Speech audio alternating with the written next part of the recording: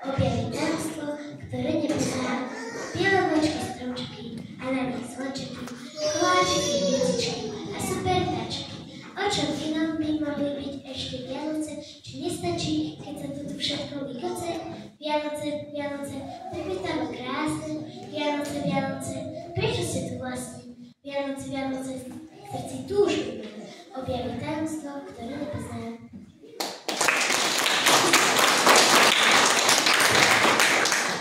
Vianoce, Vianoce, každý sa na ne teší. Všetci nakupujú, behajú, ale prečo vlastne? O čom sú vlastne Vianoce? O čom sú Vianoce? Ty to nevieš, Vianoce sú predsa o radosti z toho, že padá sneh a že všade prekrásne bielo. Áno, a o radosti z nás, ľavý vloček, veď sa len pozri, aké sme krásne. Každá z nás je iná, vyzeráme ako tie najkrajšie kviaty na svete. Alebo ešte krajšie ako tie najkrajšie kvety na svete. Veď sa len na nás pozrite. Čo inom môžu byť Vianoce? Takže Vianoce sú preto, aby sme sa tešili zo snehu. Počkajte, tak to predsa nie je. Veď niekedy sa stane, že na Vianoce nenapadne sneh a čo vtedy? Vianoce sa predsa nezrušia. Stále sú. Nie, Vianoce nie sú na to, aby sme sa tešili zo snehu. Vianoce sú na to, aby sme sa tešili z vyzdobených stromčikov. Veru, len sa na nás pozrite. Tie stromčiky sme celý rok zelené a na Vianoce si nás ľudia môžu vyzdobiť. A ako sa len snažia? Len sa chodte pozrieť do nejakého obchodu. Nakupujú a nakupujú, minú na výzdobu kopu peňazí. My sme určite najdôležitejšie počas Vianoc. Takže Vianoce sú o snehu a o stromčekoch.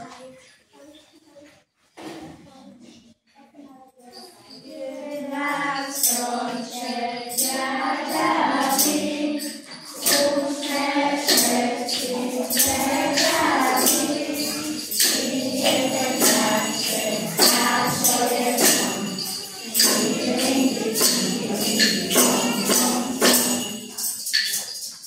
Takže Vianoce sú o snehu a o stromčekoch.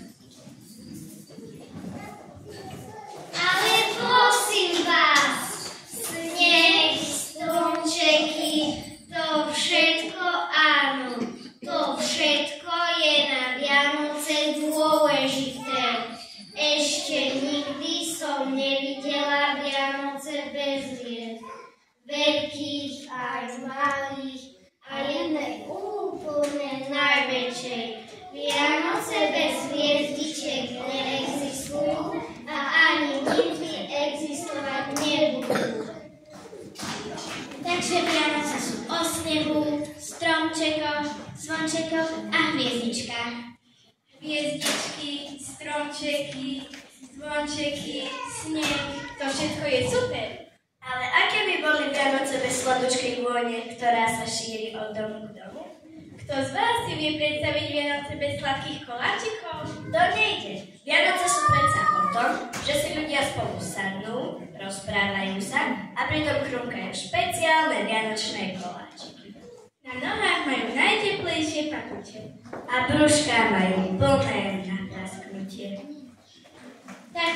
Tak teda Vianoce sú o snehu, stromčekoch, zvončekoch, hviezdičkách a koláčikoch. Počkajte, na niečo ste zabudli. Na čo? Kto ste vy? No predsa darčeky. Povedzte ľudia, na čo sa na Vianoce tešíte najviac? Ako by mohli vyzerať Vianoce bez darčekov? Veď to by ani neboli Vianoce bez snívania o tom, čo dostanú na porážky či postromček. Nie, to všetkého najdôležitejšie sú predsa darčeky. Tak teda Vianoce sú o snehu, stromčekoch, zvončekoch, hviezdičkách, koláčikoch a hlavne darčekoch. To je všetko? A čo to tajomstvo? Čo to tajomstvo? To si. neboj sa ma. Som anjel a chcem ti dať odpoveď na tvoju otázku. Ty vieš, o čom sú Vianoce naozaj? Naozaj ukrývajú nejaké tajomstvo? Naozaj, Vianoce naozaj ukrývajú tajomstvo. Tak predsa, a povieš mi, aké je to tajomstvo? Veľmi rád ti to poviem. To tajomstvo sa ukrýva v tom, čo sa stalo na úplné prvé Vianoce. Pozorne počúvaj a dívaj sa.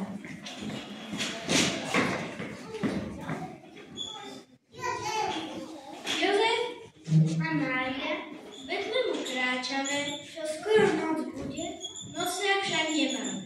Tu je dom, možno, že vpustia nás do dverí. Klopeme, čakáme, čože nám otvorí. Už niekto otvára. Poďte preč, kričí pán, nemáme miesta dosť, sotva sa vyspím sám. Ďalej putujeme, inde sa opýtať, nikde nás viezali, chlieve len budeme spať. V tom chlieve na sene Vianoce začali. Ježiš sa narodil, spievajte mu chvály. Ach, tak je to teda. Vianoce sú preto, lebo sa narodil Ježiš. Ale kto je Ježiš? Počúvaj ešte chvíľu. Bol to iba malé bábätko a pritom veľký kráľ, bol to iba malý chrobáčik a sám kráľ soval. Spiekal v mačkaľke na slame a múdri sa mu kláňali, svietila na ňo jasná hviezda, zvieratka na ňo dýchali. Bol to on, Ježiško, stromček, no veľký kráľ. Prišiel k nám zhora z nebíčka a človekom sa stal. Dnes už tu nie je, zas išiel hore. Moja a s nami, s každým, kto to chce. Znova príďte, sľubuj nám to presne. To budú krásne Vianoce. Teraz už úplne rozumiem. Vianoce sú narodeninami Ježiša, samého Pána Boha, ktorý sa kvôli nám narodil ako úplne malý človečik. Narodeniny Pána Ježiša. Akí sme boli hlúpi. Ak sú Vianoce narodeninami Pána Ježiša, on je tu ten najdôležitejší. A my oslavujeme jeho narodeniny a na neho si ani nespomenieme. Veď to je hrozné. To verujem. Nechcela by som mať narodeninovú party, z ktorej by sa všetci tešili, ale na mňa by si ani nikto nespomenul. Nikto by mi nedoniesol žiadny darček. Tak to teda napadne.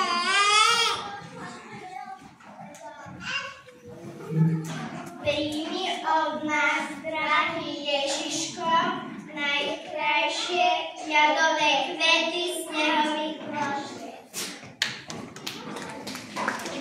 Od nás príjmi, drahý Ježiš, vôňu lesa. My ti tu skladáme tie najsladšie koláčiky. Od žiarivých hviezdičiek príjmi svetlo pre tmavú noc.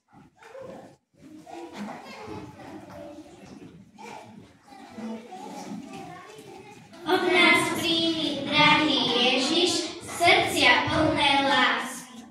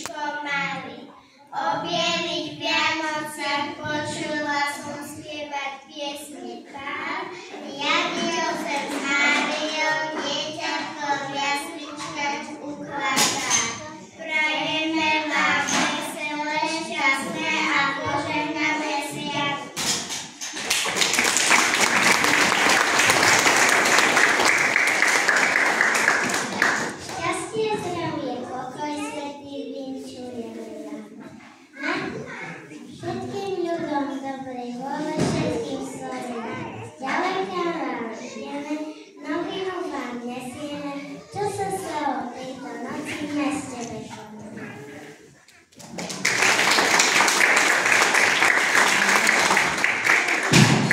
A ja vám vyčujem na túto svatú chvíľu, že by ste mali pochopiť celú familiu.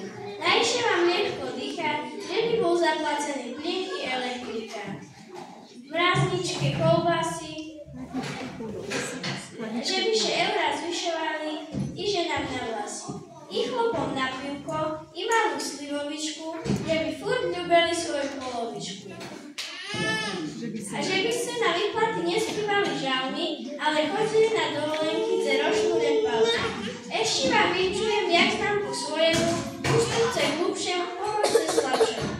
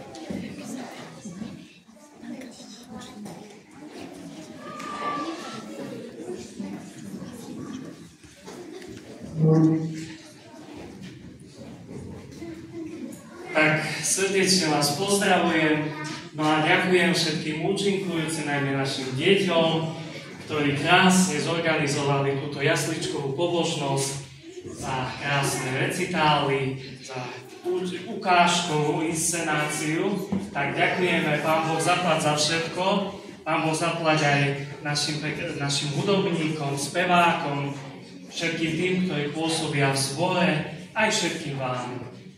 Poprajme si všetko dobré, tešme sa z každej maličkosti, pretože Pán Boh práve vtedy pôsobí, požehnáva a všade rozdávajme lásku, pokoj a radosť. Pán Boh zaplať za všetko, ešte raz veľký potlesk.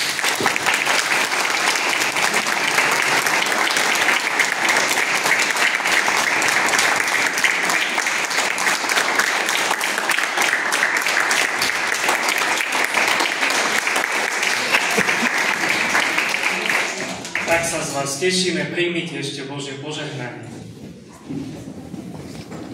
Pán s vami. Nech vás ochraňuje a požehnáva všemohúci Boh, Otec i Syn i Duch Svätý. Amen. Chodte v pokoji. Bohu vďaka. Tak všetko dobré.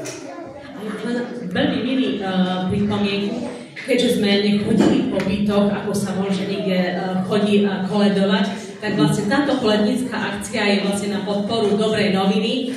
Na stole je košík, kto by chcel podporiť vlastne dobrú vec, tak nech sa páči, na Boh